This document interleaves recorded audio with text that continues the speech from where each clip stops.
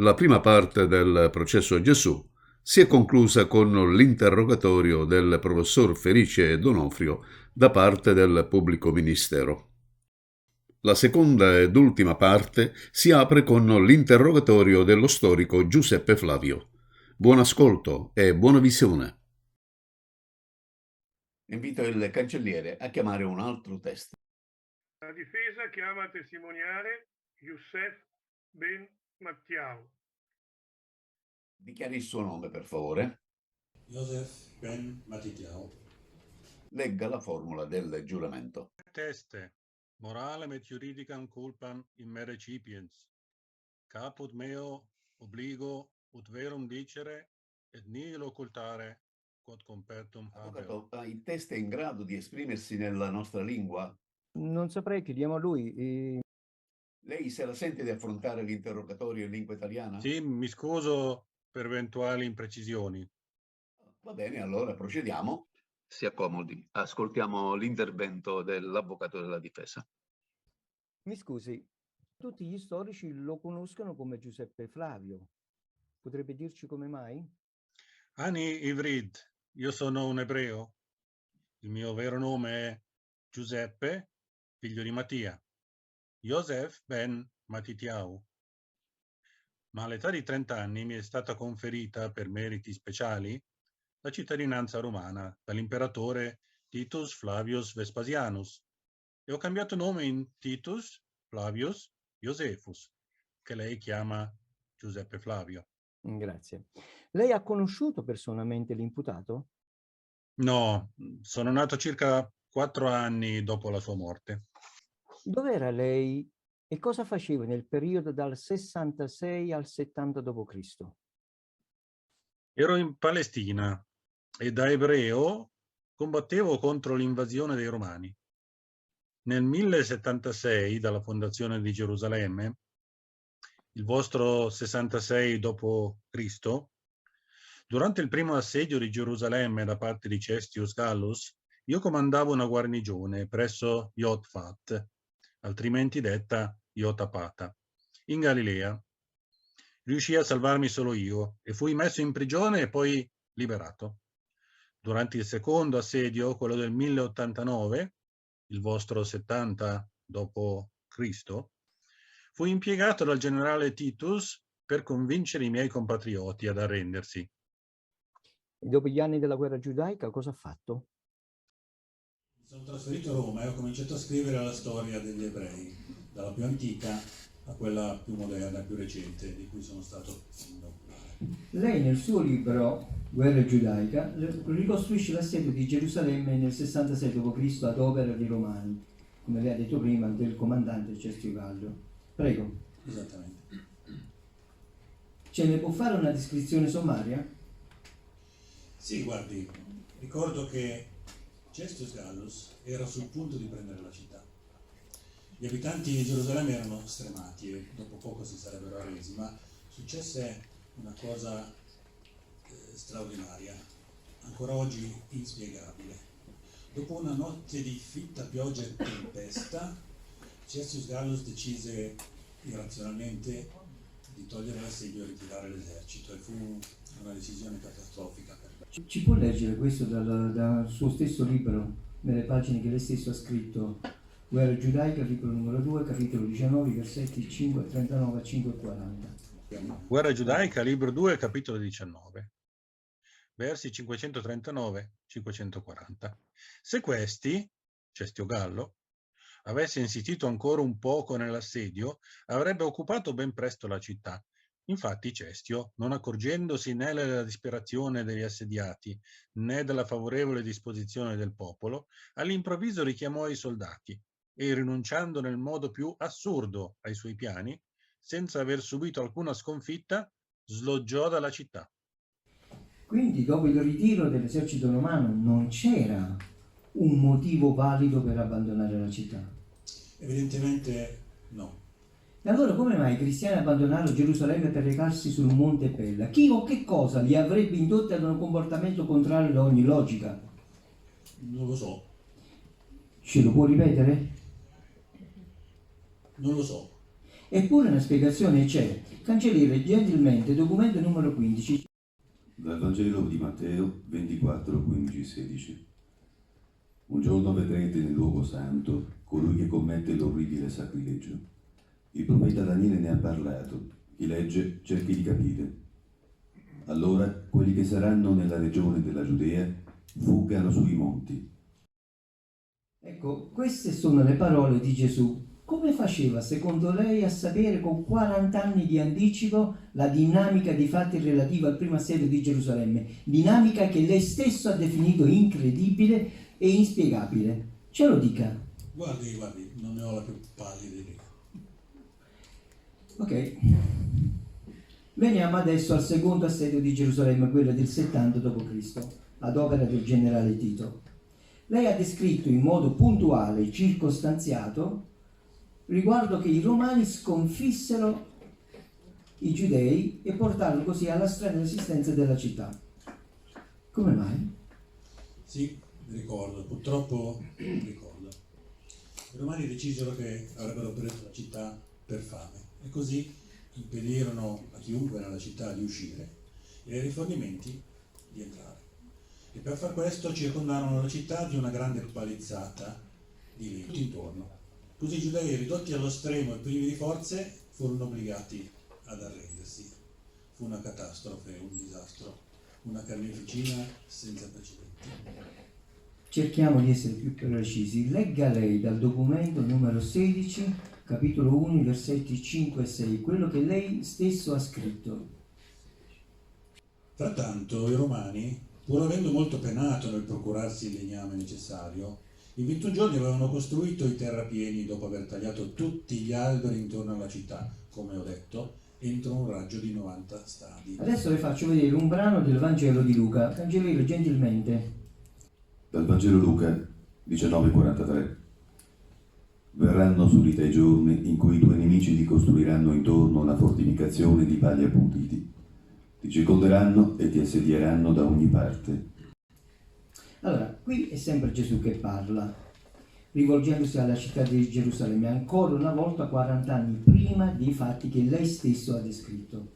Come faceva l'imputato a sapere questi particolari dell'assedio e sulla caduta di Gerusalemme? Guardi, non lo so e non ne ho proprio la più pallida idea. Ok, non ho altre domande. Sentiamo allora il pubblico ministero per il contraddittorio. Prego. Signor Giuseppe Flavio, lei è nato mi pare 4 o 5 anni dopo la Esatto. morte di Gesù, quindi ovviamente non l'ha conosciuto, No, però potrebbe anche essere diventato un suo discepolo, assolutamente no, un simpatizzante, nemmeno. un amico degli amici? Neppure. No. Allora senta, con la stessa enfasi che ci ha messo prima, per favore mi legga questo che lei ha scritto in un altro libro, Antichità giudaiche. Per favore, Lo leggo da questa pergamena. oh, l'importante è che ci metta la stessa convinzione. Ci fu, verso questo tempo, Gesù, uomo saggio, seppure bisogna chiamarlo uomo. Era infatti autore di opere straordinarie, maestro di uomini che accolgono con piacere la verità. E attirò a sé molti giudei e anche molti greci. Questi era il Cristo. E quando Pilato, per denunzia degli uomini notabili fra di noi, lo punì di croce, non cessarono coloro che dal principio lo avevano amato. Egli infatti apparve loro nel terzo giorno, nuovamente vivo, avendo già annunziato i divini profeti queste e migliaia di altre meraviglie riguardo a lui. Ancora oggi non è venuta meno la tribù di quelli che da costui sono chiamati cristiani. Dunque lei scrive nel suo libro qualcosa, non vorrei esagerare, che neanche il più fanatico dei suoi discepoli avrebbe mai osato scrivere. Addirittura lo definisce il Cristo. E lei sa cosa vuol dire per gli ebrei. Lei non l'ha mai conosciuto e lo definisce il Cristo. Addirittura lei non parla in terza persona per sentito dire. Lei dice che è risorto addirittura dai morti. Ora, si rende conto che lei è sotto giuramento? Se ne rende conto? Lei ha giurato di dire la verità. Com'è possibile che lei dichiari questa cosa? Si rende conto che davanti a questa giuria la sua credibilità è meno che zero? Obiezione. Signor Presidente, ma non si può andare avanti così. Continua a intimorire il test. Obiezione respinta, il testimone è invitato a rispondere. Allora può rispondere? Ani, mister, ma scusa, adesso non ricordo, è passato Non ricordo, tanto certo, tempo non ricordo. e mi coglie di sorpresa. Mi ricordo di aver scritto qualcosa sull'imputato, ma forse non esattamente le cose che ho letto. Potrei non aver scritto io. Come sarebbe a dire? Le ho lette dal suo libro, non le ha scritte lei. Cos'è sta novità?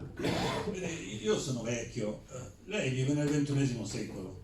Ai suoi tempi, con la tecnologia, i libri si copiano in maniera perfetta. Con il digitale si fa una copia tale che non è più possibile distinguerla dall'originale.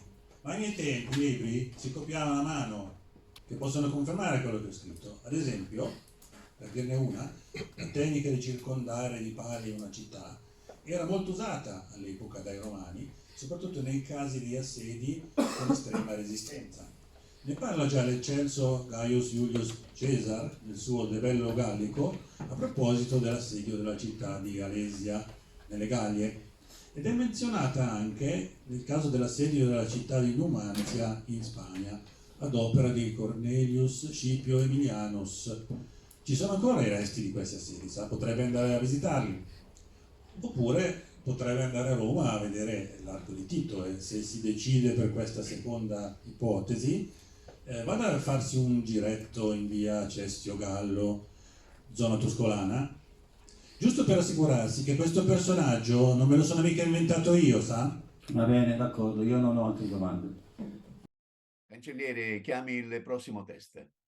La difesa chiama a testimoniare il professor Carsten Peter Tide.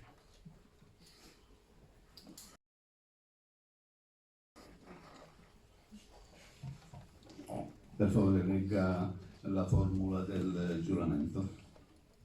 Consapevole della responsabilità morale e giuridica che assumo con la mia deposizione, mi impegno a dire tutta la verità e a non nascondere nulla di quanto è a mia conoscenza. Dichiari il suo nome.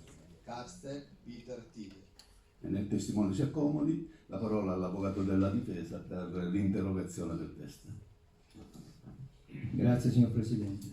Prima di cominciare chiedo al pubblico ministero se riconosce il professor Tide come uno studioso di fama internazionale. Sì, assolutamente sì. Grazie. Professor Tide, lei è stato un papirologo di fama mondiale. Riconosce questo reperto archeologico? Certamente, si tratta dell'epigrafe di Delfi, un documento scritto in lingua greca su pietra ritrovato a Delfi in Grecia nel 1905. Professor Tide, ci può dire in sintesi di cosa si tratta? L'imperatore Tiberio Augusto Germanico scrive in prima persona, nel 12° anno del suo regno, perché a Delfi c'è un problema, la città si sta spopolando. Cita nell'epigrafe il suo amico e proconsole Giunio Gallione. E allora? L'imperatore Tiberio Germanico assunse il potere nel 41 d.C., quindi il 12° anno del suo regno, cade tra il 52 e il 53 d.C. E con questo? Il mandato del proconsole Gallione durava solo un anno. La prego, vada avanti. Questa circostanza documentata permette di datare la prima lettera che Saulo di Tarso, San Paolo, per i cristiani scrisse ai cristiani di Tessalonica. E ci spieghi meglio in che modo e perché. Certamente. Atti 18.1. Dopo questi fatti Paolo lasciò Atene e si recò a Corinto. Atti 18.11. Così Paolo si fermò a Corinto 1 anno e mezzo, insegnando fra loro la parola di Dio. Atti 18.12. Mentre era proconsole Gallione, i giudei insorsero in massa contro Paolo e lo condussero al tribunale. Nella prima scrittura, quella di Atti 18.1, si comprende che Paolo da Atene si trasferì a Corinto. Nella seconda scrittura, quella di Atti 18.11, si comprende che Paolo rimase a Corinto 18 mesi. In der dritte Schrift, quella di Atti 18.12, si legge che a Corinto svolgeva funzioni di proconsole della Caia un certo Gallione, mentre Paolo era ancora in quella città e aveva dei problemi con la giustizia. Incrociando questa informazione con l'epigrafe di Delfi, si conclude con certezza assoluta che Paolo si trovava a Corinto tra il 52 e il 53 d.C., quando scrisse la sua prima lettera ai Tessalonicesi. Grazie per la sua collaborazione. Non ho altre domande. Ascoltiamo il pubblico ministero per il contraddittorio. Il professor Tite non è che lei magari ha sbagliato aula di tribunale. Voglio dire, quello che ci ha detto non capisco proprio in che misura e in che modo possa essere attinente alla causa che stiamo dibattendo. Non lo so, confesso di non saperlo. E mi auguro che l'avvocato della difesa in sede di arringa finale ci voglia spiegare con dovizia di particolari come questa analisi così accurata possa servire alla causa dell'imputato. Ce lo vorrà spiegare dopo, vero? Io ancora non ho capito a che serve. Non ci sono problemi, speravo si fidasse. Ci spieghi allora. Diciamo come comincia questa prima lettera ai Tessalonicesi. Paolo e Silvano, Sila, e Timoteo alla Chiesa di Tessalonicesi, che è in Dio Padre, Signore e nel Signore Gesù Cristo. A voi grazia e pace. Ora devi sapere che l'unica occasione in cui nel Nuovo Testamento afferma che fossero nello stesso luogo Paolo, Sila e Timoteo è proprio a Corinto, e questo avvenne nel 52-53 d.C. Grazie, io non ho altre domande. Sentite le dissertazioni del pubblico ministero e le argomentazioni dell'avvocato della difesa, oltre ad aver sentito i testimoni, siamo arrivati alla parte conclusiva del dibattimento. Ascoltiamo quindi la requisitoria dell'accusa e a seguire l'arringa della difesa. Prego.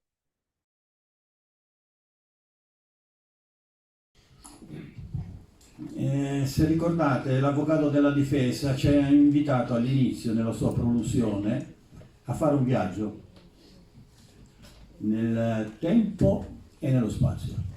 Io ho accettato volentieri di farlo insieme a lui e è andato a finire che mi sono ritrovato nello stesso punto di partenza, dopo averlo fatto questo giro, con qualche certezza in più di quella che avevo prima. È una domanda che ho fatto a me stesso e che giro a voi. E allora? E allora? Vediamo un po'.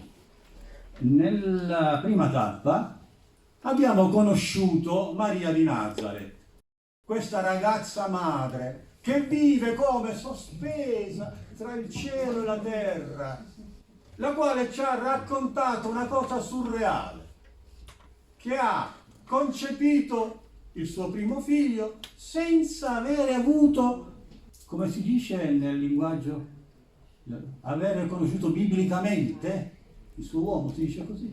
Non l'ha conosciuto biblicamente. Ebbene sappia questa signora che quando bontà sua si deciderà ad atterrare nel nostro pianeta, si renderà conto che la maternità è la forma più antica e inossidabile di democrazia al femminile. E sa perché? Perché una regina o un'umile donna del popolo concepiscono i loro figli tutte allo stesso modo e senza scorciatoie.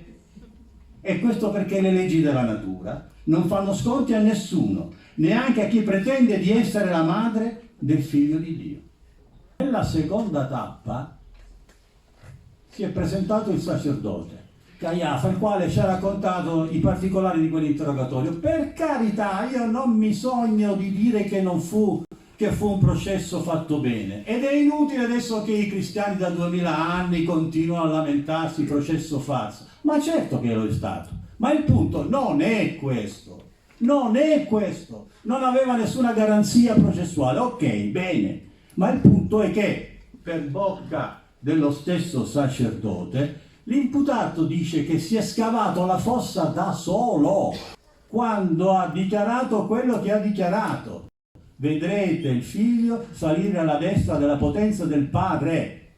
Ora, teologia a parte, quello che dobbiamo cogliere è che quando Gesù ha dichiarato questa cosa ha bestemmiato secondo la cultura e l'ordinamento penale degli ebrei, non con il senno di poi dei cristiani di oggi, ma allora era una bestemmia, e se era bestemmia andava punita, come abbiamo letto nel Levitico, con la pena di morte. E allora di che cosa stiamo discutendo, scusate? Si è scavato la fossa da solo. Poi nella terza tappa si è presentato il professor Donofrio, ha dichiarato di aver scritto quello che ha scritto perché era già un cristiano. E apro una parentesi, ma questi miracoli dove sono scritti? Nei Vangeli. E i Vangeli chi li ha scritti? 4 giornalisti venuti dalla Cina a fare un reportage, o li hanno scritti, scusate, 4 discepoli di Gesù che avevano tutto l'interesse ad avallare la figura di Gesù? Avevano o non avevano l'interesse a far sì che la persona di cui scrissero doveva essere in tutto e per tutto il figlio di Dio? E quindi gli avallarono il racconto dei miracoli. Pende anche qui su tutto l'impianto del Nuovo Testamento un conflitto di interesse. E poi abbiamo conosciuto lo storico Flavio Giuseppe, la cui credibilità, mi creda, la cui credibilità è scesa oggi al minimo storico. È scesa al minimo storico per le ragioni che ho chiarito. Lui scrive delle cose e dice che non sa neanche se le cose che scrive sono state scritte di pugno suo o da altri. E quindi, qui, in un'aula di tribunale, elementi di testimonianza come questi, ma che valore possono avere se non sappiamo neanche se li ha scritti lui? E infine, e non lo so, ancora devo chiarire, il professor Tide ci ha fatto un'analisi molto accurata, però non abbiamo ancora capito una cosa: ma a che cosa serve avere stabilito, al di là di ogni dubbio, che ha scritto, che San Paolo avrebbe scritto la prima lettera ai Tessalonicesi nel 52? Vabbè, ce lo spiegherà la difesa. Quindi alla fine di questo viaggio ripeto la domanda e la rivolgo a voi: e allora? E allora? Allora la conclusione non può che essere quella che mi viene in mente pensando a una vecchia canzone di un cantautore italiano, Luigi Tenco: un giorno come l'altro e tutto è come prima, domani sarà un giorno uguale a ieri. E che domani sia un giorno uguale a ieri è sicuro, e se lo vorremmo cambiare potremo farlo solo con la forza della nostra volontà, con la forza della volontà, non certo con le speculazioni della teologia o della religione. Ed è con questo augurio e con questo invito che pertanto chiedo a questa giuria di pronunciarsi per la condanna dell'imputato e per il pagamento delle spese morali e materiali che ha recato all'umanità in 2000 anni di storia. Ho finito.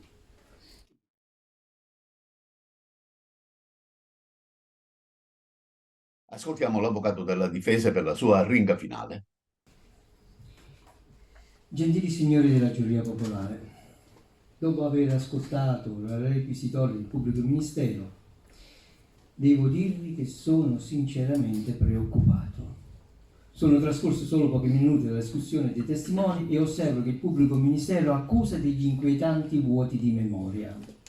Spero che per lui si tratti di un malessere passeggero, comunque sia, le faccio i miei migliori auguri.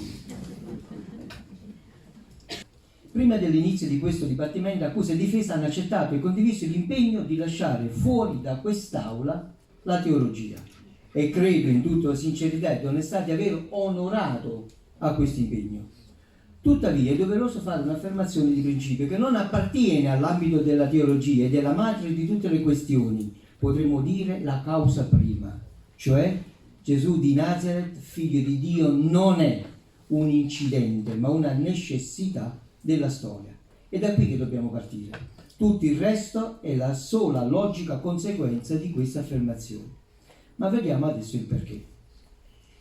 Io da parte mia vi ripropongo lo stesso viaggio fatto dal pubblico ministero, dove però mi perdoni, non mancherò di colmare i suoi vuoti di memoria e vi convincerete, signori della giuria popolare, che il punto di arrivo è completamente diverso, anche rivolgendo a me stesso, a voi, la stessa domanda che ha posto il pubblico ministero. E allora iniziamo.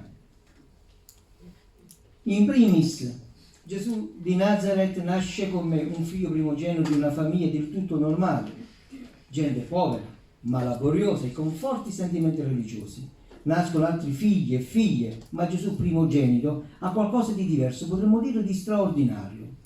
Quando se ne presentò l'occasione, fin da fanciullo non mancava mai di sottolineare il suo sentimento di estraneità a quella famiglia, e lo fa con dei toni che, nei confronti soprattutto della madre, sembrano rasentare la mancanza di rispetto. In un'occasione si rivolse a lei con le parole: che cosa ho da spartire con te? In un'altra: chi è mia madre? Chi sono i miei figli? I miei fratelli?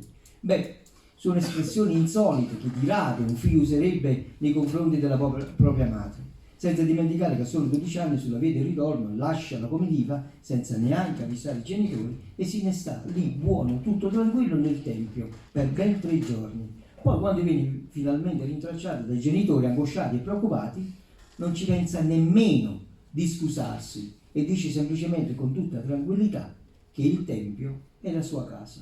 E allora o ci troviamo di fronte a un figlio naturale, oppure un figlio ribelle, disturbato mentalmente, o forse questo sentirsi estraneo a questa famiglia ha una spiegazione molto più profonda, inconsueta, appunto quello che il pubblico ministero ha definito surreale. In riferimento alla sua gestazione, io non ci vedo nulla di impossibile. Si tratta di un'inseminazione prodigiosa, miracolosa, che oggi, con accorgimenti vari, donne senza rapporti sessuali, senza aver conosciuto uomo, restano incinte e partoriscono figli. Pur con tecniche diverse, si tenta di replicare in parte quello che è capitato a questa madre 2000 anni fa. Signor pubblico ministero, i tempi vanno avanti e le cose si ripetono. Vediamo la seconda tappa del viaggio, l'interrogatorio al sommo sacerdote Caiafa.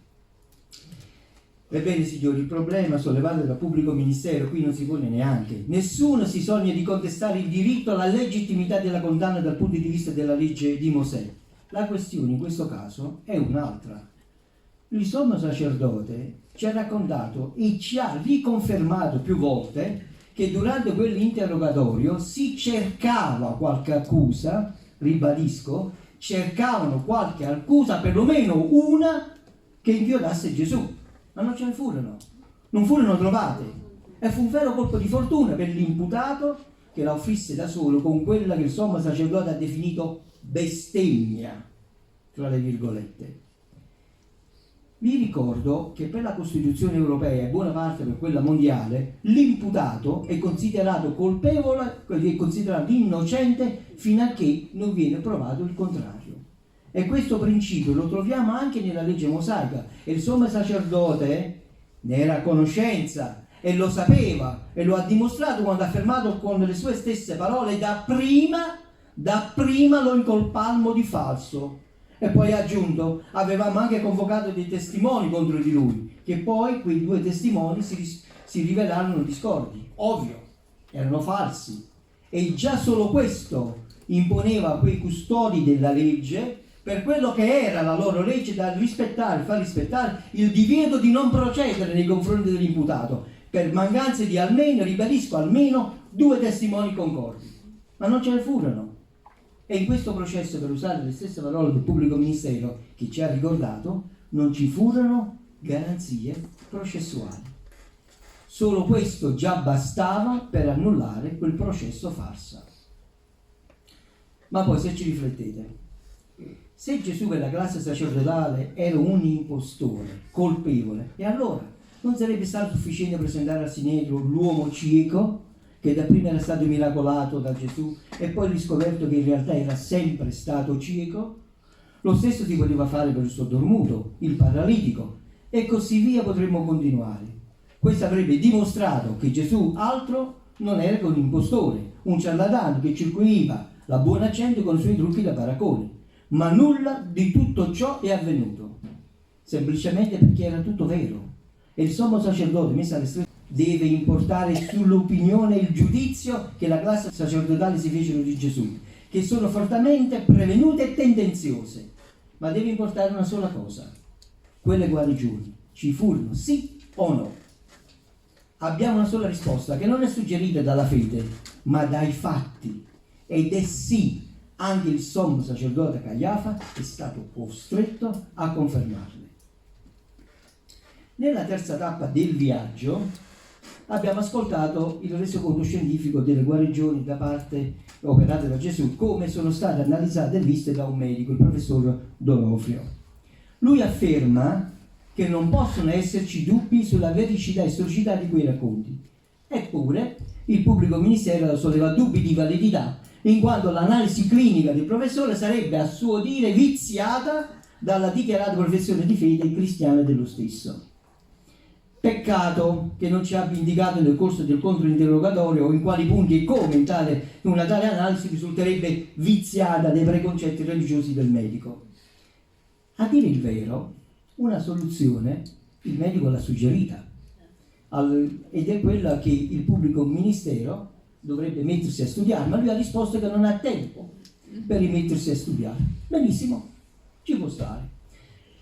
Allora ragioniamo solo per ipotesi che quel tempo lei lo abbia trovato. Adesso lei è un medico affermato. Posso io o voi mettere in discussione la sua professionalità solo perché ha una sua personale idea religiosa?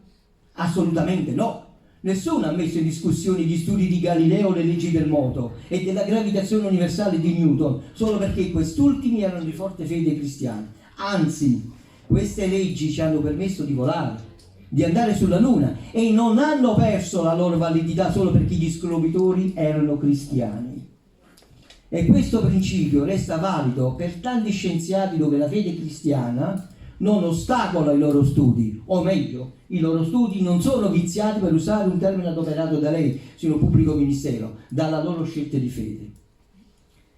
Abbiamo iniziato questo dibattimento con una premessa, ed era quella che ci porta ad esaminare le prove, i fatti, con obiettività, con raziocinio, con l'uso della ragione, senza invocare suggestione o fantasia come lei insinua, bensì analizzare quello che di vero c'è stato. Pertanto annullare o mettere in discussione gli studi accademici del professor Donofrio solo perché di religione cristiana lo trovo fuori luogo, privo di ogni logica. Se guardiamo quelle guarigioni con atteggiamento imparziale, possiamo arrivare a una sola conclusione: l'imputato possedeva delle capacità che gli uomini normali non possiedono. Ma non è finita qui. Sempre secondo il pubblico ministero c'è anche la questione di fondo che quei racconti sono stati scritti da intimi amici di Gesù, che pertanto non possono avere valore probatorio.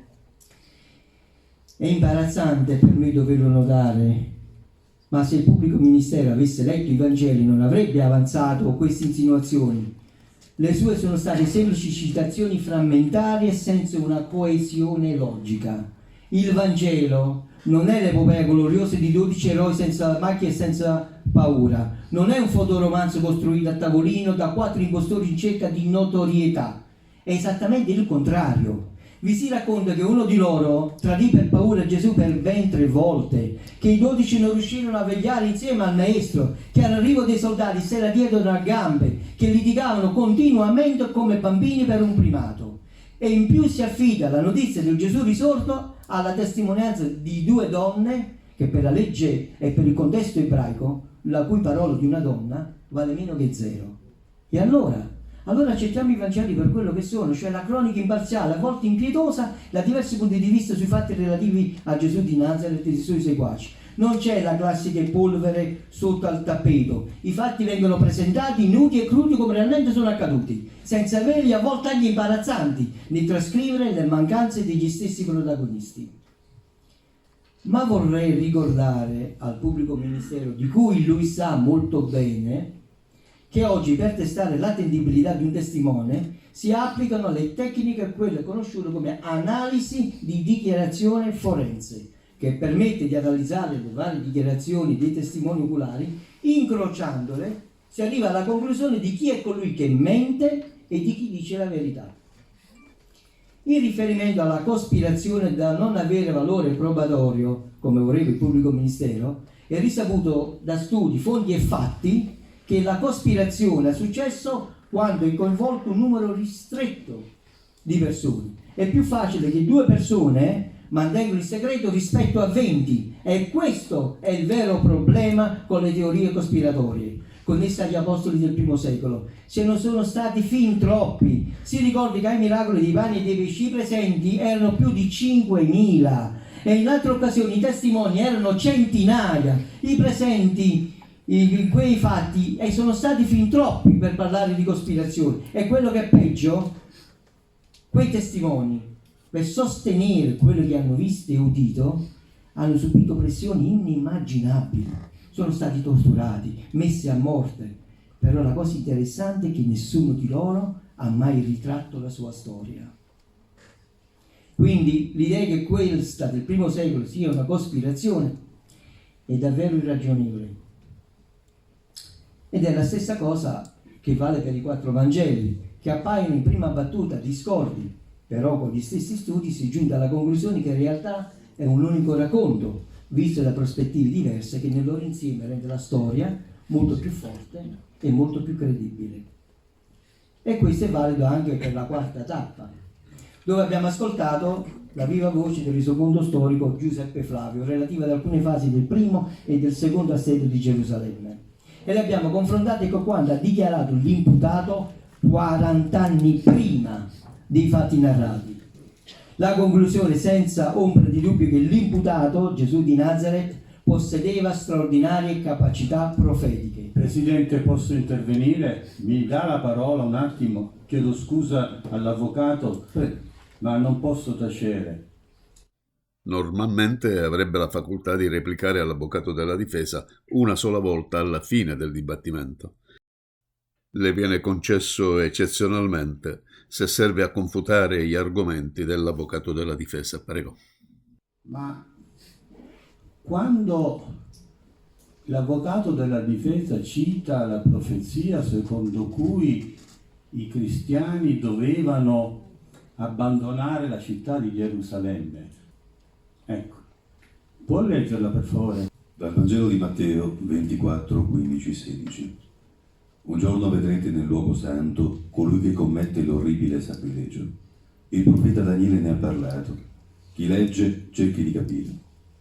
Allora quelli che saranno nella regione della Giudea fuggano sui monti. Mi scusi, avvocato, questa sarebbe una profezia. Da qui io dovrei dedurre che Gesù aveva capacità profetiche? In realtà ci sono alcuni eventi. Mi lasci finire, poi avrà tutto il tempo. Cioè, qui c'è scritto che quando i cristiani avrebbero visto la cosa disgustante sarebbe l'esercito romano, giusto? Nel luogo santo, cioè il Tempio, dico bene? Sì, nel Tempio, sarebbero scappati. E dov'è sta profezia, scusi? Dov'è? E sarebbe come dire, nella seconda guerra mondiale, il sindaco di un paese in Italia emette un'ordinanza: cittadini, quando vedete i carri armati tedeschi che arrivano nella piazza della città, scappate in montagna. Se per lei questa è una profezia, vabbè, mi chiarisca, perché per me è solo una manifestazione di buon senso, logica ineccepibile, ma dettata dal buon senso. Mi scusi l'intromissione, la lascio continuare. Io accetto la sua affermazione e il suo punto di vista, ma deve tenere presente che la capacità profetica di Gesù di fuggire ai mondi non è stata una deduzione logica in base agli eventi e alle circostanze del momento, bensì, come lo storico conferma Cestio Gallio, come ci ha ribadito, era ormai sul punto di prendere la città. Però lui stesso asserisce che avvenne un fatto incredibile, ancora oggi inspiegabile. Decise di porre fine all'assedio senza alcun motivo e di ritirarsi. Una scelta scellerata dal punto di vista militare, contro qualsiasi logica, e tuttora non c'è una spiegazione valida. I romani, come lui ha spiegato, decisero che li avrebbero ridotti alla fame. Per questo costruirono una cinta di pali di legno tutto intorno alla città, così i giudei, ridotti allo stremo e senza forza, si dovettero arrendere. E lo storico aggiunse che fu un massacro senza precedenti. Pertanto la presenza della palizzata, Gerusalemme accerchiata, la distruzione del Tempio e altri tanti piccoli indizi coincide con quanto profetizzato da Gesù circa 40 anni prima. E per come sono andati gli eventi ci induce a pensare che le parole di Gesù erano realmente profetiche. Arriviamo adesso all'ultima tappa, quella del professor Tite, il papirologo, e spero che adesso lei comprenda il motivo per cui c'è stato questo testimone. Lui ci ha spiegato con certezza matematica, ci ha dimostrato che la prima lettera di San Paolo ai cristiani di Tessalonica fu scritta nell'anno 52-53 d.C. Non si è basato solo sul contenuto della lettera degli apostoli, ma bensì le ha incrociate con un reperto archeologico, l'epigrafe di Delfi e dei documenti romani. Ma a questo a quale conclusione ci porta? Ebbene, dovete sapere, signori della giuria, che la citazione del pubblico ministero in apertura del dibattito è del teologo Stefan Bultmann, il padre fondatore della critica delle forme. Secondo questi presupposti, ciò che abbiamo nei Vangeli non sarebbe di fatto una testimonianza della vita di Cristo, ma piuttosto un'evoluzione di un evento, di qualche dato storico che in bocca è diventato leggenda, arricchendosi di fatti straordinari inventati di volta in volta dai narratori. Ebbene, questo processo di mitizzazione, cioè esaltare al mito, che ha portato a sovrapporre al Gesù della storia di semplice predicatore al Gesù della fede, il Figlio di Dio, si sarebbe realizzato in un arco di tempo di almeno 150 anni. La comunità accademica che aderisce a questa corrente di pensiero di fatto afferma che i Vangeli furono scritti solo nel II secolo. Ma signori, noi abbiamo davanti agli occhi un documento attraverso il quale possiamo affermare con assoluta certezza che la prima lettera di Tessalonicesi fu scritta solo 20 anni dopo la morte di Cristo, dove si afferma, documento 18, è per aspettare dei cieli il figlio suo che egli ha risuscitato dai morti. Questo significa senza ombra di dubbio che solo 20 anni dalla sua morte le prime comunità cristiane credevano che Gesù era il figlio di Dio, anzi che era stato risuscitato dai morti. Lo stesso evento riconfermato dallo storico Giuseppe Flavio con le parole: egli infatti apparve loro al terzo giorno nuovamente vivo, avendo già annunziato i divini profeti queste e migliaia d'altre meraviglie riguardo a lui. Ebbene, avete compreso bene, 20 anni e non 150. E vi ricordo che solo dopo 20 anni i testimoni oculari di quegli eventi erano ancora vivi. Pertanto tutto l'impianto ideologico per demolire la verità sulla natura divina di Gesù crolla miseramente. Non esiste un Gesù della storia e un Gesù della fede creato da una devozione popolare. Non ci sono i tempi tecnici per cui un tale processo possa essersi realizzato. In definitiva esiste un solo Gesù, il Figlio di Dio. E allora dopo aver visto con i nostri occhi, attraverso le prove, i fatti, i documenti, quello che era in grado di fare Gesù di Nazareth, non ci resta che esclamare la stessa frase che pronunciò sbalordito il soldato romano ai piedi di Gesù appena morto, quando esclamò in modo del tutto naturale: veramente questi era il Figlio di Dio. In conclusione, per quanto è emerso attraverso i fatti, le prove, le testimonianze scritte, dirette e indirette, nonché anche attraverso testimonianze oculari di terzi sotto giuramento, chiede a questa giuria di assolvere conforme alla pena l'imputato in quanto il reato non sussiste. Io ho fatto un'eccezione alla regola, ho dato spazio all'accusa, non poteva disturbare la difesa, però tra virgolette abbiamo permesso anche questo. Questa era la linea della difesa. Ora giustamente il testimone passa ai giudici popolari.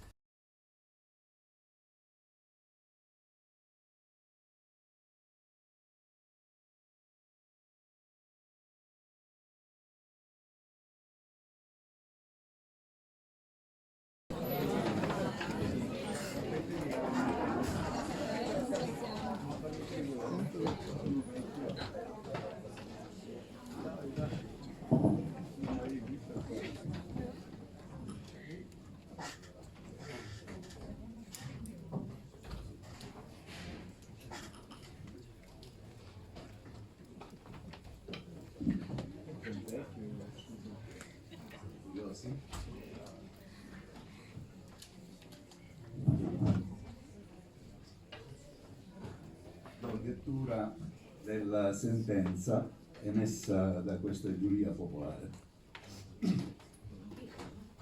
In nome del popolo italiano, questo tribunale, visto l'articolo 479 del Codice di procedura penale, dichiara l'imputato Gesù di Nazaret. L'udienza è tolta. Vedo un po' di meraviglia. Accomodatevi.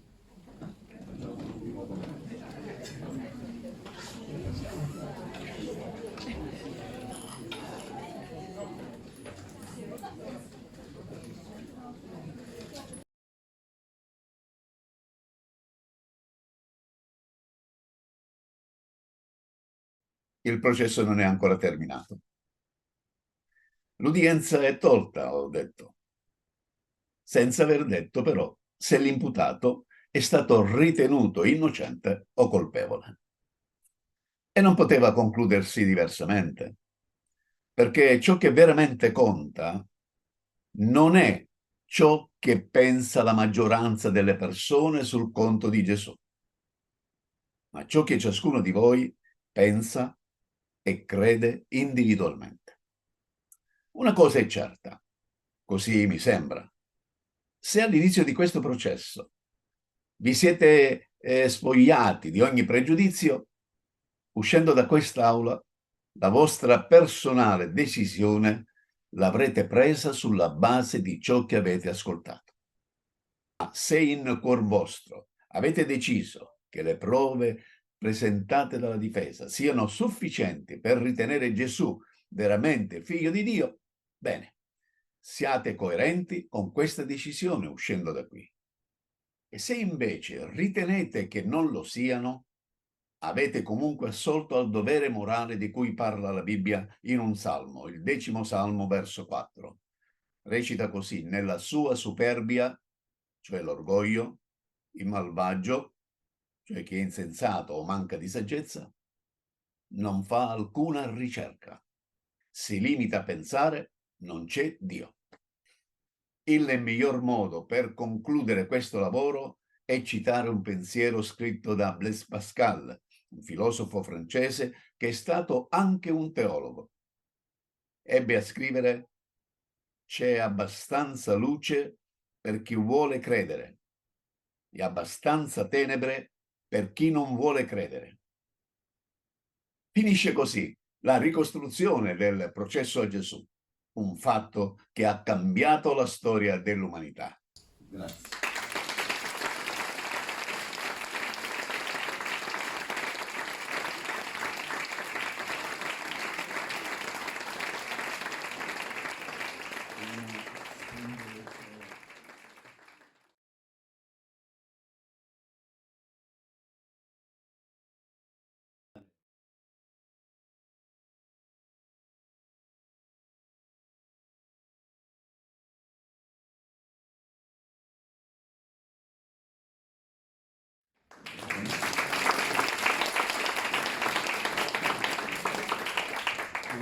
Così. Io sono Sandy e ho interpretato Maria di Nazareth. Benissimo. Io sono Bruno Zibetti, ho interpretato con grande fatica Joseph Bar Caiafa. Ce l'ho fatta. Io sono Adamo Giuffrida e per chi non se ne è accorto ho interpretato il professor Donofrio. Adamo. Simone Fattini, Giuseppe Flavio Natte. Io sono Daniele Traini, però ho interpretato Carsten Peter Tide e non mi dispiace, quasi quasi mi tengo quello. Ringraziamo l'avvocato della difesa, Francesco Annunziata, e mi è stato dato questo compito di difendere Gesù di Nazareth.